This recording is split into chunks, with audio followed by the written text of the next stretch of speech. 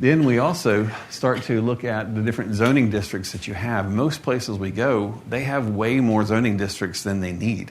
They're very, very complicated because what we see sometimes is somebody will have come in and two neighbors are fighting. One neighbor has chickens, and the other neighbor says, this guy's got chicken. Well, more importantly, he has a rooster, right? And they said, well, how big is his lot? Well, it's 1.5 acres. And you say, okay, great. Well, we'll make a provision in the ordinance that says you can't have chickens unless you have more than 1.5 acres.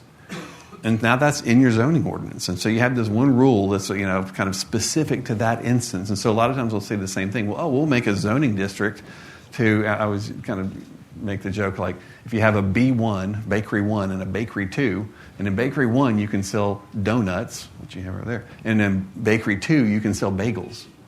They're about the same. They're round, and they kind of, the bagel one's hole's not quite as obvious, but they're all about the same. Do you need a special zone for that? And you wouldn't believe the number of zones that we find that are unnecessary. So we look for ways to consolidate that, and then to tie it back into the idea of what is the character of the community.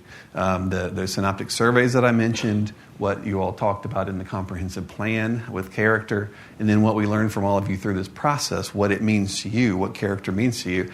And then we translate your existing zoning districts, which you may or may not be familiar with, into districts that represent character and aren't just simply separating uses from one another all the time.